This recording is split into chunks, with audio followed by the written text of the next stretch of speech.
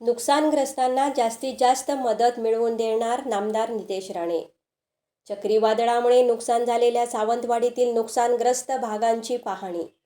चक्रीवादळामुळे गुरुवारी मध्यरात्री सावंतवाडी शहरात झालेल्या नुकसानीची राज्याचे मत्स्य व्यवसाय बंदरे विकास मंत्री तथा जिल्ह्याचे पालकमंत्री नामदार नितेश राणे यांनी शनिवारी सकाळी 11च्या सुमारास प्रत्यक्ष नुकसानीच्या ठिकाणी भेट देत पाहणी केली।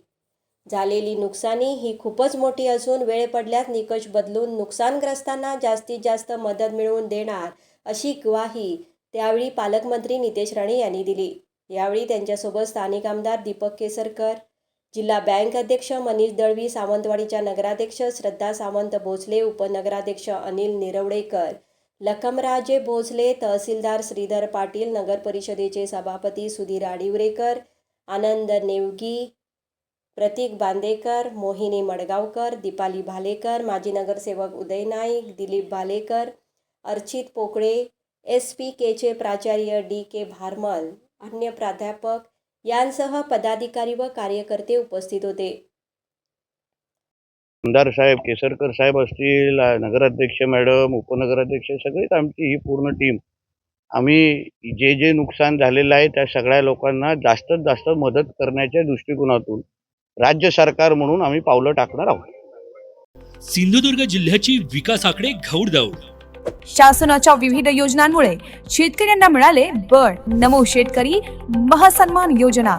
नमो शेतकरी महासन्मान योजनेअंतर्गत 7व्या हप्त्यामध्ये सिंधुदुर्ग जिल्ह्यातील 1,21,000 इतक्या शेतकऱ्यांच्या खात्यात थेट जमा झाले आहेत तब्बल 25,16,00,000 रुपये। मध्यस्थांशिवाय थेट बँक खात्यात। पारदर्शक, विश्वासार्ह आणि वेळेवर मदत।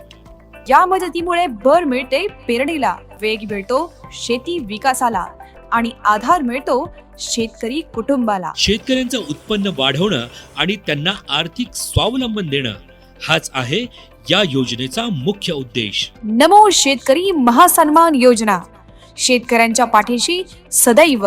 सशक्त शेतकरी, सक्षम सिंधुदुर्ग।